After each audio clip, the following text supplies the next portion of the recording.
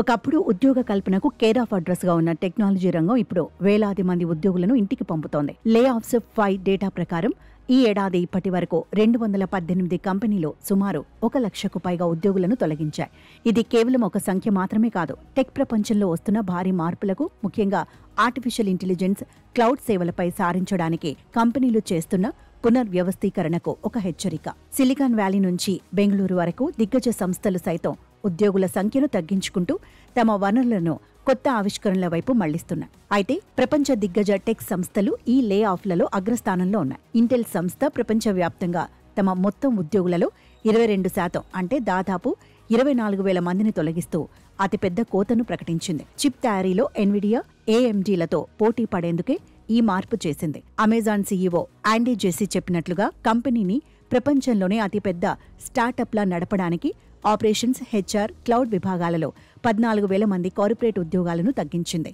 అలాగే మైక్రోసాఫ్ట్ సుమారు 9,000 మందిని తొలగించి తమ పెట్టుబడులను ఏఐ, క్లౌడ్ ఇన్నోవేషన్ల వైపు మళ్లిస్తోంది. ఖర్చులను తగ్గించుకునే ప్రయత్నంలో గూగుల్, మెటా, ఒరాకిల్ వంటి సంస్థలు కూడా వేలాది మంది ఉద్యోగులను తొలగించాయి.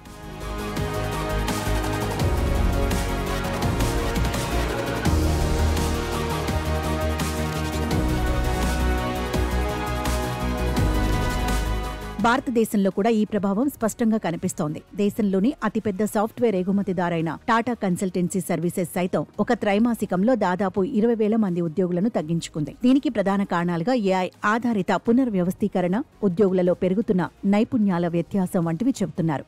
ఆటోమేషన్ పెరుగుతున్న నేపథ్యంలో భారతదేశంలోని ఇతర ప్రముఖ ఐటీ సంస్థలు కూడా కొత్త నియామకాల విషయంలో చాలా అప్రమత్తంగా ఉంటున్నాయి. ఉద్యోగాలు కోల్పోకుండా ఉండాలంటే భారతీయ ఐటీ ఉద్యోగులు కూడా ఏఐకి సంబంధించిన కొత్త నైపుణ్యాలను అత్యవసరంగా నేర్చుకోవాల్సిన పరిస్థితి ఏర్పడింది.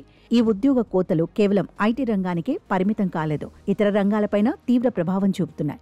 లాజిస్టిక్స్ దిగ్గజం యూపీఎస్ ఆటోమేషన్ కారణంగా ఏకంగా 48,000 మందిని తొలగించింది. ఫోర్డ్ వంటి ఆటోమొబైల్ సంస్థలు ఎలక్ట్రిక్ వాహనాల తయారీ కార్యకలాపాలను క్రమబద్ధీకరించేందుకు 8,000 నుండి 13,000 ఉద్యోగాలు తగ్గించాలని ప్రణాళిక వేస్తున్నాయి. ప్రముఖ కన్సల్టింగ్ సంస్థ పీడబ్ల్యూసీ కూడా పన్ను, ఆడిట్ ప్రక్రియల్లోనే ఏఐని ప్రవేశపెట్టడం వల్ల ప్రపంచవ్యాప్తంగా 5,600 మందిని తొలగించింది.